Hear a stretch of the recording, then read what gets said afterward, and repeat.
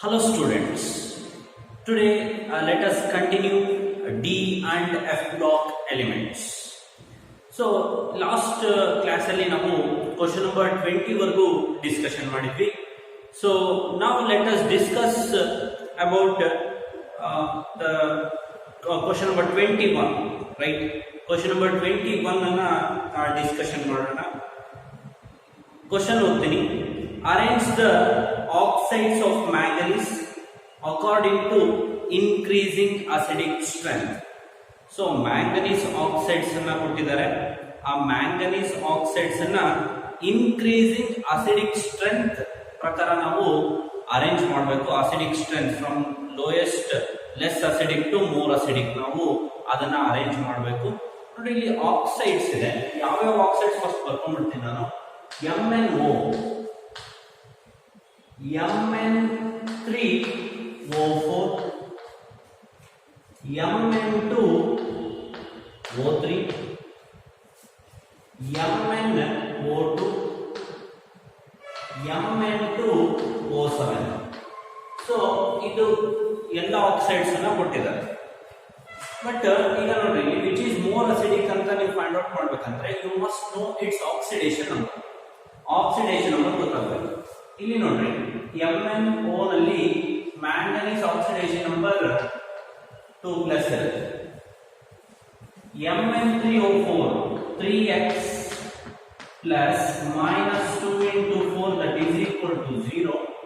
So 4 2s are 8 ಆಗುತ್ತೆ. -8 right hand side ತಗೊಂಡ್ರೆ +8 x is equal to 8/3 ಆಗುತ್ತೆ. Right, 8/3 ಅಂದ್ರೆ 2 point something, right, 2 point something ಇದೆ ಇಲ್ಲಿ. ನೆಕ್ಸ್ಟ್ Mn2O3 ಇಲ್ಲಿ ಮ್ಯಾಂಗನೀಸ್ ಆಕ್ಸಿಡೇಷನ್ ನಂಬರ್ +3 ಇದೆ. ಇಲ್ಲಿ ಮ್ಯಾಂಗನೀಸ್ ಆಕ್ಸಿಡೇಷನ್ ನಂಬರ್ +4 ಇದೆ. ಇಲ್ಲಿ ಮ್ಯಾಂಗನೀಸ್ ಆಕ್ಸಿಡೇಷನ್ ನಂಬರ್ +7 ಇದೆ. ರೈಟ್, ನೋಡ್ರಿ more the oxidation number more acidic, right? Oxidation number ಜಾಸ್ತಿ ಇತ್ತು ಅಂತಂದ್ರೆ ಅಸಿಡಿಕ್ ಆಗುತ್ತೆ. ಯಾಕೆ? Highest oxidation number for manganese is +7. Manganese ಗೆ ಹೈಯೆಸ್ಟ್ ಆಕ್ಸಿಡೇಷನ್ ನಂಬರ್ +7. ಮತ್ತೆ ಫರ್ದರ್ ಎಲೆಕ್ಟ್ರಾನ್ಸ್ ನ ಡೊನೇಟ್ ಮಾಡುತ್ತಾ ಮಾಡೋದಿಲ್ಲ. It can only gain electron. Acids gains electrons. Lewis acid theory ಪ್ರಕಾರ acids ಏನ್ ಮಾಡುತ್ತೆ? ಎಲೆಕ್ಟ್ರಾನ್ಸ್ ಗೇನ್ ಮಾಡುತ್ತೆ. +7 ಇರೋದ್ರಿಂದ ಹೈಯೆಸ್ಟ್ ಆಕ್ಸಿಡೇಷನ್ ನಂಬರ್ ಆಯ್ತು. Further it can only gain electron, ಹಾಗಾಗಿ ಮೋರ್ ಅಸಿಡಿಕ್ ಆಗುತ್ತೆ. ಇಲ್ಲಿ ಬರ್ತೀನಿ Mn2+, it is basic in nature. Basic ಯಾಕೆ ಅಂದ್ರೆ it can donate electrons. It donate electrons ಅನ್ನ ಡೊನೇಟ್ ಮಾಡುತ್ತೆ. ಸೊ ಹಾಗಾಗಿ Mn2+ is basic in nature. ಗೊತ್ತಾಯ್ತಾ? So lesser the oxidation number basic, more the oxidation number more acidic. Sir ಹಾಗಾದ್ರೆ centre ಅಲ್ಲಿ ಇರೋದು ಈ 3+ 4+ ಎಲ್ಲ ಇದೆಯಲ್ಲ ಸರ್, ಇದೆಲ್ಲ acidic basic? They are all ಆಂಫೋಟರಿಕ್ in nature. Right, amphoteric ಅಂದ್ರೆ ನಿಮಗೆ ಗೊತ್ತಿದೆ. Sometimes it acts like a acid, sometimes it acts like a base. ಅಂದ್ರೆ ಇದು +3 ಇದ್ದಾಗ ಎಲೆಕ್ಟ್ರಾನ್ ಡೊನೇಟ್ ಮಾಡಬಹುದು, ಅಕ್ಸೆಪ್ಟ್ ಮಾಡಬಹುದು. +4 ಇದ್ದಾಗ ಡೊನೇಟ್ ಮಾಡಬಹುದು, ಅಕ್ಸೆಪ್ಟ್ ಮಾಡಬಹುದು. ಸೊ ಹಾಗಾಗಿ ಇಲ್ಲಿ ಇಂಟರ್ಮೀಡಿಯೇಟ್ ಆಕ್ಸಿಡೇಷನ್ ನಂಬರ್ ಇತ್ತು ಅಂದ್ರೆ ಅದು ಅಸಿಡಿಕ್ ಆಗುತ್ತೆ, ಬೇಸಿಕ್ ಆಗುತ್ತೆ. ದಟ್ಸ್ ವೈ ಆಂಫೋಟರಿಕ್ ಅಂತ ಹೇಳಿ ನಾವು ಕರಿತೀವಿ. So the right option is option A, because ಇಲ್ಲಿ MnO is basic, acidic nature increases. Option A is the right answer. Next question number 22 ಗೆ ಬರ್ತೀನಿ. Which of the following reactions do not result in the preparation of potassium dichromate from chromate? So ಇಲ್ಲಿ ನಮಗೆ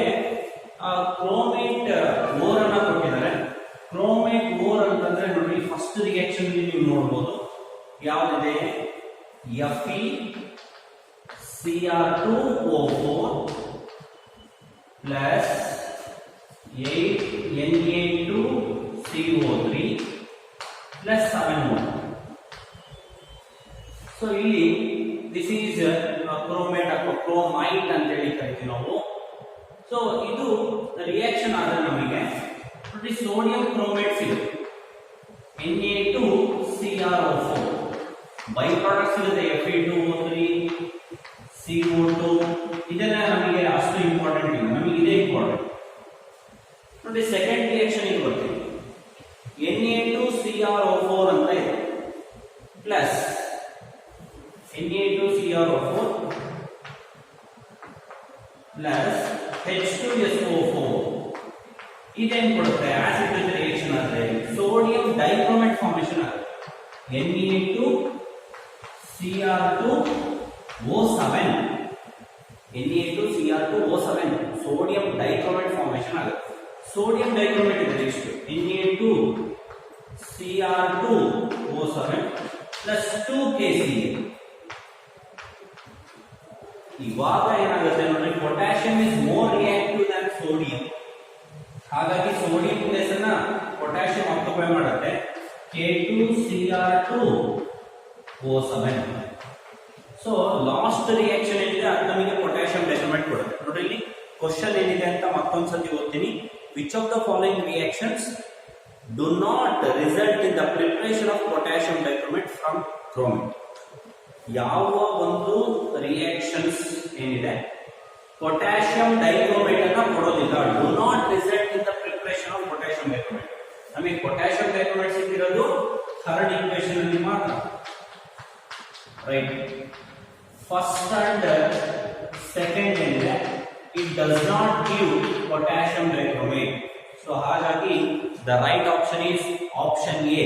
first and second is the right answer.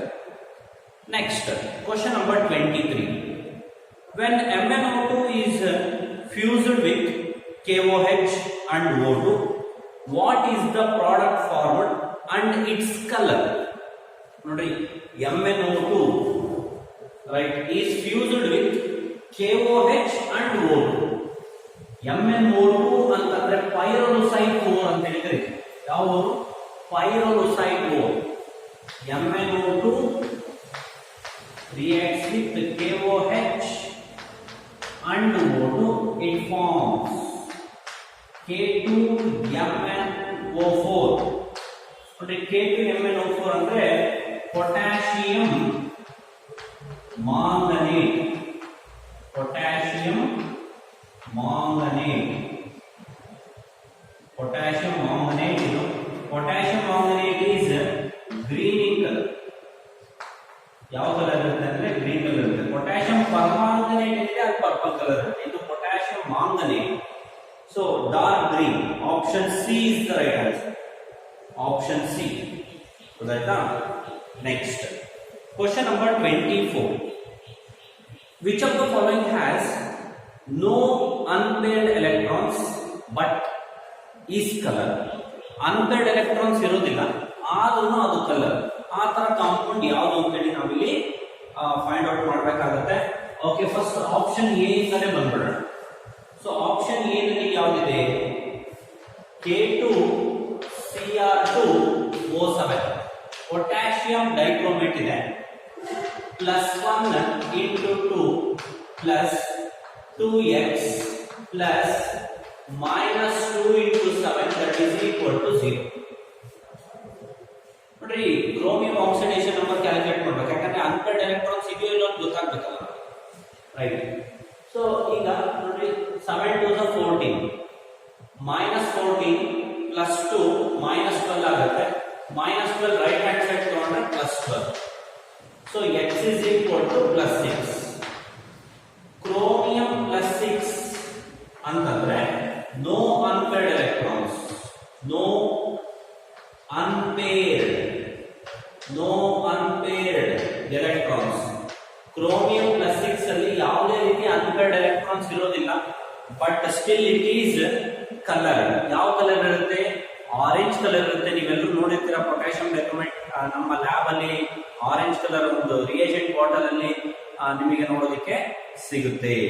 So question number 24 option A is the right answer. Next question number 25 the correct order of ionic radii of cerium, lanthanum, promethium and ytterbium in +3 oxidation state is. Correct order of ionic radii ಬರ್ಕೋಬೇಕು. So ನೋಡಿ, ionic ರೇಡಿಯೈಗೆ ಹೋಗೋಕ್ಕಿಂತ ಮುಂಚೆ ಈ ಒಂದು elements ಏನಿದೆ ಅದರ ಒಂದು ಪೀರಿಯಾಡಿಕ್ ಟೇಬಲ್ ನ ಆರ್ಡರ್ ಏನಿದೆ ಆರ್ಡರ್ ಪ್ರಕಾರ ಬರ್ಕೊಂಡು ನೋಡಿ. ಫಸ್ಟ್ ಬರೋದು ಲ್ಯಾಂಥನಮ್, ಲ್ಯಾಂಥನಮ್ ಆದ್ಮೇಲೆ ಸೀರಿಯಂ, ಸೀರಿಯಂ ಆದ್ಮೇಲೆ ಪ್ರೊಮೀಥಿಯಂ, ಪ್ರೊಮೀಥಿಯಂ ಆದ್ಮೇಲೆ ಯಟರ್ಬಿಯಂ ಬರುತ್ತೆ. So atomic radii decreases from left to right. So left to right ಹೋದ್ರೆ ಅಟೋಮಿಕ್ ರೇಡಿಯೈ ಏನಾಗುತ್ತೆ, ಡಿಕ್ರೀಸ್ ಆಗುತ್ತೆ, decreases right from lanthanum to ytterbium. But ಇಲ್ಲಿ ಅವರು ಅಯಾನಿಕ್ ರೇಡಿಯೈ ಕೇಳಿದ್ದಾರೆ. ಅಯಾನಿಕ್ ರೇಡಿಯೈ ಸ್ವಲ್ಪ ಆಪ್ಷನ್ಸ್ ನೋಡ್ರಿ, ಅವರು ಇನ್ಕ್ರೀಸಿಂಗ್ ಆರ್ಡರ್ ಅಲ್ಲಿ ಬರ್ತಿದ್ದಾರೆ. ಸೊ ಅಯಾನಿಕ್ ರೇಡಿಯೈ ಅಂತಂದ್ರೆ ನೋಡಿ, ಲ್ಯಾಂಥನಮ್ +3, ಸೀರಿಯಂ +3, ಪ್ರೊಮೀಥಿಯಂ +3, ಯಟರ್ಬಿಯಂ +3. ಇದು ಡಿಕ್ರೀಸಿಂಗ್ ಆರ್ಡರ್ ಅಲ್ಲಿ ಇದೆ. ಯಾಕೆ ಅಂದ್ರೆ left to right atomic or ionic radii decreases. So ಅವರು ಇನ್ಕ್ರೀಸಿಂಗ್ ಆರ್ಡರ್ ಅಲ್ಲಿ ಬರ್ತಾರೆ. ಇನ್ಕ್ರೀಸಿಂಗ್ ಆರ್ಡರ್ ಅಲ್ಲಿ ಅಂದ್ರೆ ಇದು ಉಲ್ಟಾ. First ytterbium less than promethium less than cerium less than cerium less than lanthanum. So ಈ ಒಂದು ಆಪ್ಷನ್ ಯಾವುದಲ್ಲಿ ಇದೆ ನೋಡಿ. Yes, option B is the right answer. Option B ಏನಿದೆ ಅದು ರೈಟ್ ಆನ್ಸರ್ ಆಗುತ್ತೆ. Next question number 26 which of the following lanthanide ion is paramagnetic. ಯಾವ ಒಂದು ಲ್ಯಾಂಥನೈಡ್ ಅಯಾನ್ ಪ್ಯಾರಾಮ್ಯಾಗ್ನೆಟಿಕ್ ಅಂತ ಕೇಳಿದ್ದಾರೆ. ಪ್ಯಾರಾಮ್ಯಾಗ್ನೆಟಿಕ್ ಅಂದ್ರೆ ಅನ್ಪೇರ್ಡ್ ಎಲೆಕ್ಟ್ರಾನ್ಸ್ ಇರಬೇಕು. ನೋಡ್ರಿ, ಸೀರಿಯಂ, ಸೀರಿಯಂ +4 ಇದೆ, ಅಟೋಮಿಕ್ ನಂಬರ್ 58. ಎಲೆಕ್ಟ್ರಾನಿಕ್ ಕಾನ್ಫಿಗರೇಷನ್ ಬರೀತೀನಿ, xenon 4f1 5d1 6s2. This is the electronic configuration for cerium, but in +4 ಅಂತ ಇದೆ. +4 ಅಂದ್ರೆ loss of 4 electrons. 4 electrons loss ಅಂದ್ರೆ ಇಲ್ಲಿಂದ 2 electrons loss, ಇಲ್ಲಿಂದ 1, ಇಲ್ಲಿಂದ 1. So which means no unpaired electrons. No unpaired electrons ಅಂದ್ರೆ ಇದು ಡಯಾಮ್ಯಾಗ್ನೆಟಿಕ್ ಆಗುತ್ತೆ. It is diamagnetic. Next option B ಗೆ ಬರ್ತೀನಿ. ಯಟರ್ಬಿಯಂ 2+ ಅಂತ ಇದೆ. ರೈಟ್, ಯಟರ್ಬಿಯಂ 2+. Atomic number is 70. ನೋಡಿ, ಅಟೋಮಿಕ್ ನಂಬರ್ 70 ಆಗಿರೋದ್ರಿಂದ ಎಲೆಕ್ಟ್ರಾನಿಕ್ ಕಾನ್ಫಿಗರೇಷನ್ ನೋಡಿ. xenon 4f14 5d0 6s2 54 54 64 68 68 to 70 ಆಯ್ತು. ಆದ್ರೆ 2+ ಅಂತ ಇದೆ, loss of 2 electrons.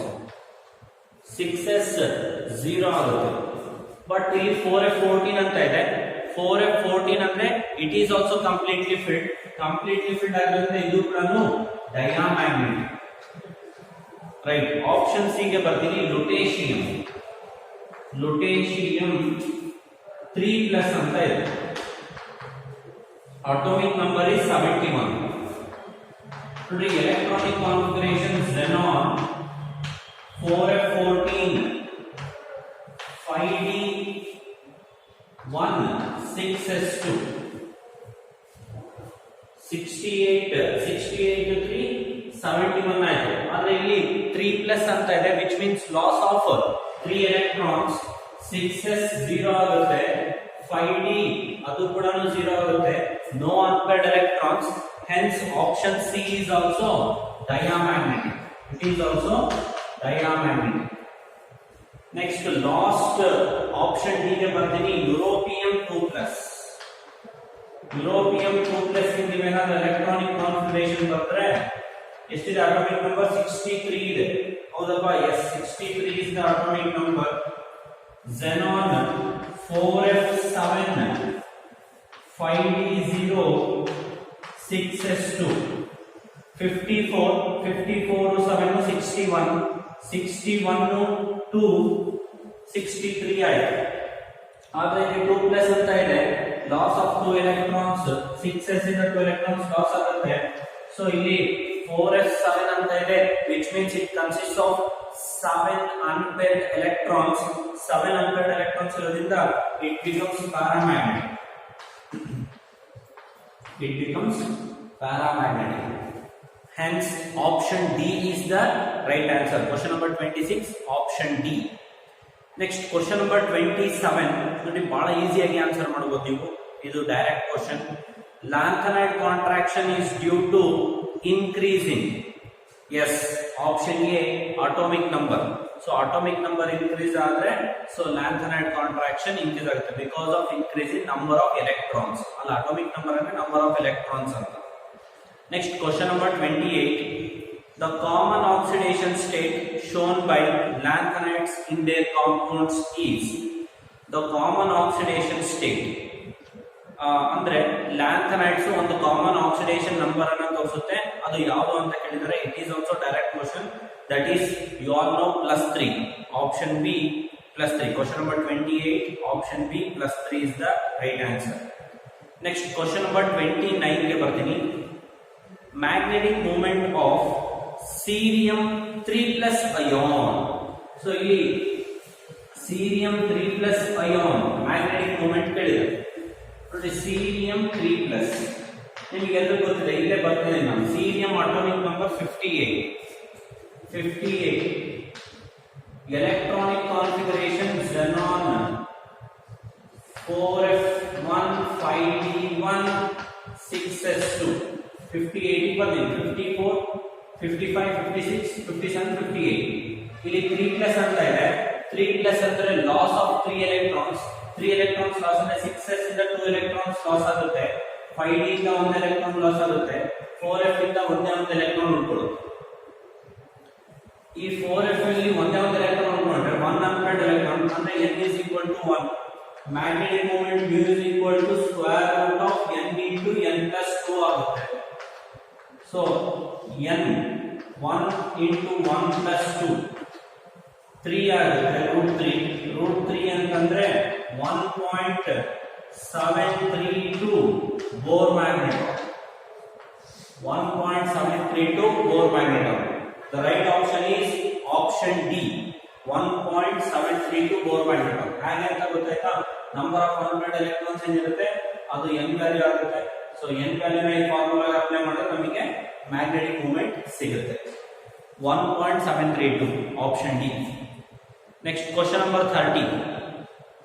What is the total number of inner transition elements in the periodic table? Inner transition elements ಅಂದ್ರೆ f block elements. Total f block elements ಎಷ್ಟಿದೆ ಅಂತ ನಾವೇನಾದ್ರೂ periodic table ಅಲ್ಲಿ ನೋಡೋದಾದ್ರೆ ನೋಡಿ, f block elements or inner transition elements consists of 2 rows. Periodic table ಅಲ್ಲಿ very bottom ಅಲ್ಲಿ 2 rows ಇದೆ.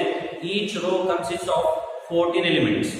ಅಂದ್ರೆ 2 ರೋ, ಒಂದು ರೋ ನಲ್ಲಿ 14 ಎಲಿಮೆಂಟ್ಸ್. 14 + 14 28 ಎಲಿಮೆಂಟ್ಸ್ ನಮಗೆ ಇನ್ನರ್ ಟ್ರಾನ್ಸಿಷನ್ ಎಲಿಮೆಂಟ್ಸ್ ಅಲ್ಲಿ ನೋಡೋದಕ್ಕೆ ಸಿಗುತ್ತೆ. That's why question number 30, option D 28 is the right answer.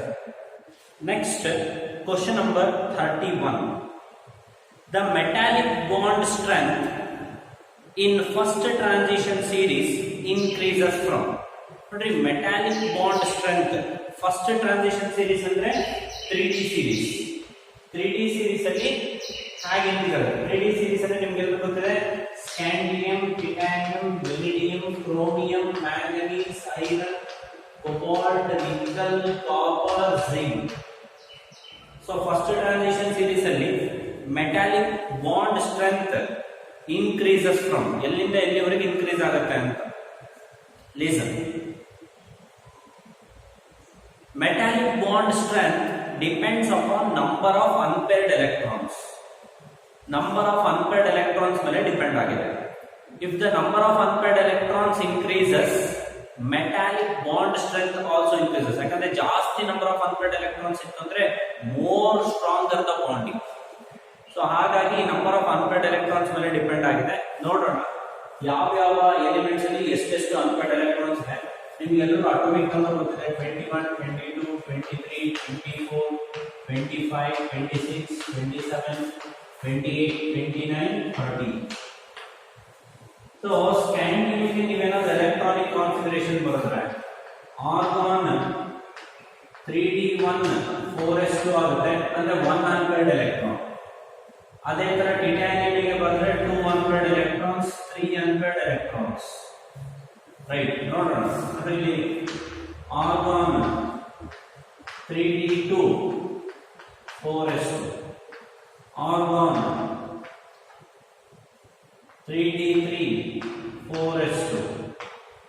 ಅದೇ ಕ್ರೋಮಿಯಂ ಇದೆ, ನೋಡಿ ಕ್ರೋಮಿಯಂ ಬರೀತೀವಿ 24, 3d5 4s1 ಆಗುತ್ತೆ, ಅಂದ್ರೆ ಇದರಲ್ಲಿ 6 ಅನ್ಪೇರ್ಡ್ ಎಲೆಕ್ಟ್ರಾನ್ಸ್ ಇದೆ. ಯಾಕೆ ಅಂದ್ರೆ ನಿಮ್ಗೆಲ್ಲರೂ ಗೊತ್ತಿದೆ, to attain exactly half filled configuration, attain ಮಾಡೋದಕ್ಕೋಸ್ಕರ 4s ಇಂದ ಒಂದು ಎಲೆಕ್ಟ್ರಾನ್ d ಗೆ ಟ್ರಾನ್ಸ್ಫರ್ ಆಗುತ್ತೆ, 5 ಅನ್ಪೇರ್ಡ್ ಎಲೆಕ್ಟ್ರಾನ್ಸ್ ಪ್ಲಸ್ ಇಲ್ಲಿ ಒಂದು, ಟೋಟಲ್ ಆಗಿ 6 ಅನ್ಪೇರ್ಡ್ ಎಲೆಕ್ಟ್ರಾನ್ಸ್ ಆಗುತ್ತೆ. ಮ್ಯಾಂಗನೀಸ್ ಅಲ್ಲಿ ಕನ್ಸಿಸ್ಟ್ ಆಫ್ 5 ಅನ್ಪೇರ್ಡ್ ಎಲೆಕ್ಟ್ರಾನ್ಸ್, ಇದರಲ್ಲಿ 4 unpaired electrons, 3 2 1 0. So scandium to chromium ಏನಾಗ್ತಾ ಇದೆ, ಇಲ್ಲಿ number of unpaired electrons increase ಆಗ್ತಾ ಇದೆ. ಸೊ ಹಾಗಾಗಿ scandium to chromium, option B is the right answer. Next, question number 32. Which of the following is a correct statement? Option A, iron is an element of third transition series. Third transition series ಅಂದ್ರೆ ನೋಡಿ, ಇದು first transition series, second transition series ಅಂದ್ರೆ 4D, third transition series ಅಂದ್ರೆ 5D. So iron it belongs to first transition series. Iron first transition series ಗೆ ಸೇರುತ್ತೆ. ಇಲ್ಲಿ third transition series ಅಂತ ಕೊಟ್ಟರೆ it is not right.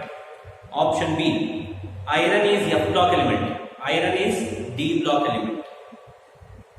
Option C, iron is an element of first transition series. Yes, iron is an element of first transition series. Option C is the right answer. Option C ಏನಾಗುತ್ತೆ, correct ಆಗುತ್ತೆ. Next, question number 33.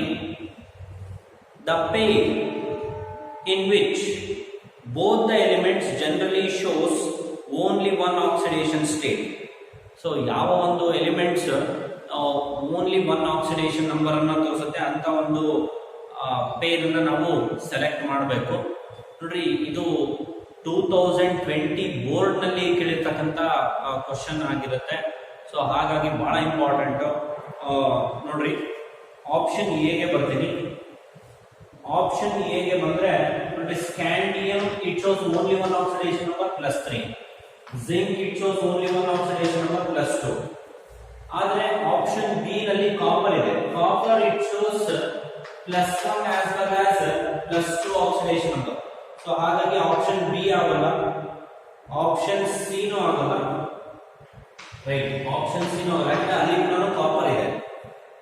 ನೋಡಿ, gold also shows +1 as well as +3.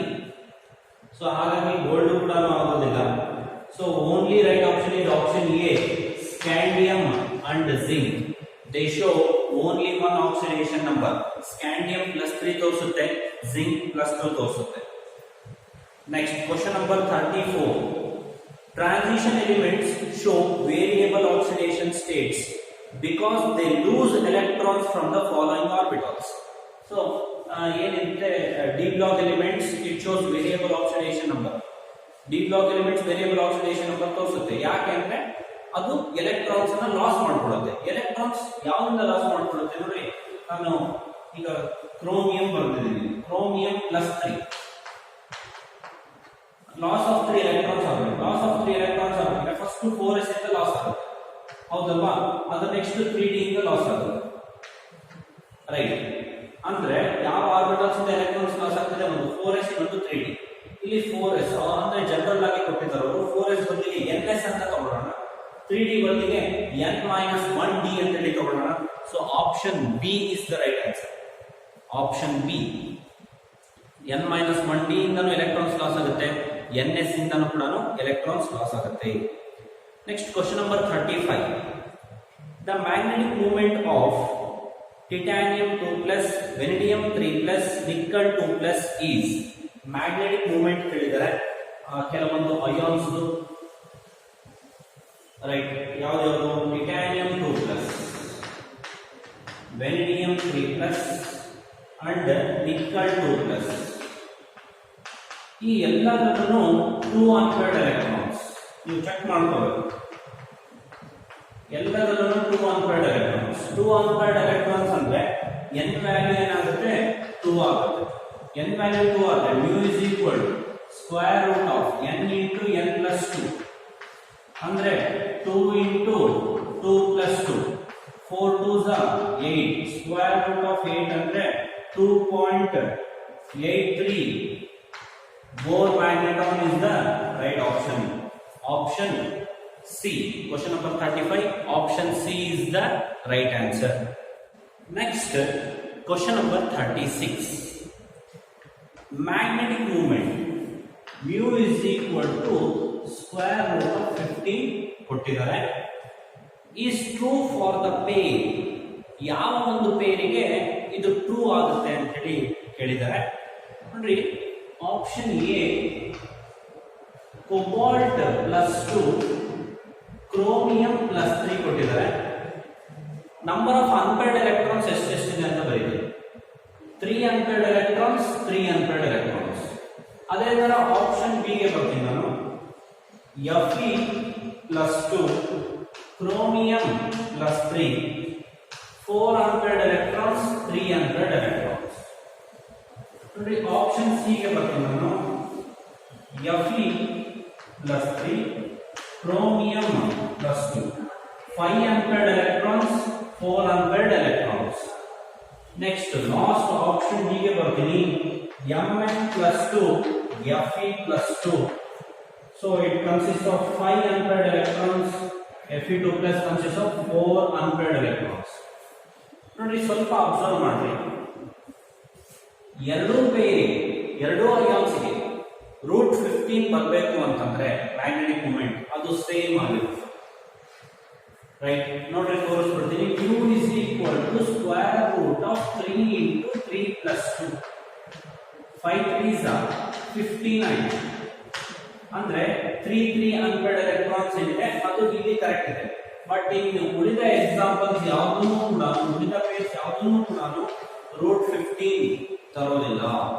So ಹಾಗಾಗಿ option A is the right answer. ನಾನು ಕೆಳಗಡೆ ಬಂದಿರೋದನ್ನ unpaired electrons. ನೋಡಿ, ನಾನು ಪ್ರತಿ ಸತಿ ಅನ್ಪೇರ್ಡ್ ಎಲೆಕ್ಟ್ರಾನ್ಸ್ ಹ್ಯಾಕ್ ಕ್ಯಾಲ್ಕುಲೇಟ್ ಮಾಡೋದು ಹೇಳಕ್ಕಾಗೋದಿಲ್ಲ.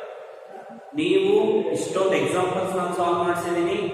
ಎಲೆಕ್ಟ್ರಾನಿಕ್ ಕಾನ್ಫಿಗರೇಷನ್ ಬರೀಬೇಕು, ಅಟೋಮಿಕ್ ನಂಬರ್ ನೆನಪಿಟ್ಕೊಬೇಕು, ನಂಬರ್ ಆಫ್ ಅನ್ಪೇರ್ಡ್ ಎಲೆಕ್ಟ್ರಾನ್ಸ್ ನೀವು ಕ್ಯಾಲ್ಕುಲೇಟ್ ಮಾಡಿ ಫೈಂಡ್ ಔಟ್ ಮಾಡಿ ನೀವು ಬರ್ಕೋಬೇಕು. ಗೊತ್ತಾಯ್ತಾ? Okay. Next question number 37. Which of the following has maximum magnetic moment? Maximum magnetic moment ಯಾವುದಲ್ಲಿ ಇದೆ ಅಂತ ಸೊ ಆಲ್ರೆಡಿ ನಾನು ಹೇಳಿದ್ದೀನಿ. Maximum number of unpaired electrons ಯಾವುದಲ್ಲಿ ಇರುತ್ತೋ it shows maximum magnetic moment. First vanadium 3+. vanadium 3+ ಅಂತಂದ್ರೆ ಇದರಲ್ಲಿ 2 ಅನ್ಪೇರ್ಡ್ ಎಲೆಕ್ಟ್ರಾನ್ಸ್ ಇರುತ್ತೆ. Right, vanadium consists of 2 unpaired electrons. ಅದೇ ತರ chromium 3+, it consists of 3 unpaired electrons. Next, Fe 3+, it consists of 5 unpaired electrons. Cobalt 3+, it consists of 4 unpaired electrons. So highest number of unpaired electrons ಇರೋದು Fe 3+ ಅಲ್ಲಿ, hence it shows highest magnetic moment. Option C is the right answer. Next, question number 38. The ion pair of the following in which both the ions have unpaired electrons. So ಯಾವ ಒಂದು option ಅಲ್ಲಿ ಎರಡು ions ನಲ್ಲಿ unpaired electrons ಇದೆ ಅಂತೇಳಿ ನಾವು ಇಲ್ಲಿ find out ಮಾಡಬೇಕಾಗುತ್ತೆ. ನೋಡ್ರಿ, ಆಪ್ಷನ್ ಎ ಆಮೇಲೆ ಬರ್ತೀನಿ ನಾನು, ಆಪ್ಷನ್ ಬಿ ಗೆ ಬರ್ತೀನಿ. Scandium 3+, no unpaired electrons. Scandium 3+ ಅಲ್ಲಿ ಯಾವುದೇ ರೀತಿ ಅನ್ಪೇರ್ಡ್ ಎಲೆಕ್ಟ್ರಾನ್ಸ್ ಇಲ್ಲ. Cu+, ಆಪ್ಷನ್ ಸಿ ನಲ್ಲಿ Cu+ ಬಂದಿದೆ, ಇದರಲ್ಲಿ ಕೂಡ ಯಾವುದೇ ರೀತಿ ಅನ್ಪೇರ್ಡ್ ಎಲೆಕ್ಟ್ರಾನ್ಸ್ ಇಲ್ಲ. ಆಪ್ಷನ್ ಡಿ ನಲ್ಲಿ ಕೂಡ Cu+ ಬಂದಿದೆ, ಅದರಲ್ಲಿ ಕೂಡ ಯಾವುದೇ ರೀತಿ ಅನ್ಪೇರ್ಡ್ ಎಲೆಕ್ಟ್ರಾನ್ಸ್ ಇಲ್ಲ. Which means finally unpaired electrons ಇರೋದು ಯಾವುದರಲ್ಲಿ? ಆಪ್ಷನ್ ಎ ನಲ್ಲಿ ಅನ್ಪೇರ್ಡ್ ಎಲೆಕ್ಟ್ರಾನ್ಸ್ ಇದೆ. So chromium 3+, CO2+, right. So ಎರಡರಲ್ಲಿ ಕೂಡ ಎಷ್ಟು ಅನ್ಪೇರ್ಡ್ ಎಲೆಕ್ಟ್ರಾನ್ಸ್ ಇದೆ? 3 ಅನ್ಪೇರ್ಡ್ ಎಲೆಕ್ಟ್ರಾನ್ಸ್ ಇದೆ. ಸೊ ಹಾಗಾಗಿ option A is the right answer. Next question number 39 ಗೆ ಬರ್ತೀನಿ. Titanium +2, nickel 2+ contains. ಇದನ್ನ ನಾವು ಬಹಳ ಈಸಿಯಾಗಿ ಹೇಳ್ಬೋದು, ಇಷ್ಟೊಂದು ಎಕ್ಸಾಂಪಲ್ಸ್ ನಾವು ಸಾಲ್ವ್ ಮಾಡಿದ್ವಿ. Option A equal number of paired electrons, option B equal number of unpaired electrons, option C different number of 2p electrons, option D different number of 3p electrons. 2p 3p electrons ಸೇಮೇ ಇರುತ್ತೆ, different ಇರೋದಿಲ್ಲ. Equal number of unpaired electrons is the right answer. Equal number of unpaired electrons ಅಂದ್ರೆ titanium ಅಲ್ಲಿ 2 electrons, 2 unpaired electrons, nickel 2+ ಅಲ್ಲಿ 2 unpaired electrons ಇರುತ್ತೆ. That's why option B is the right answer. Next question number 40.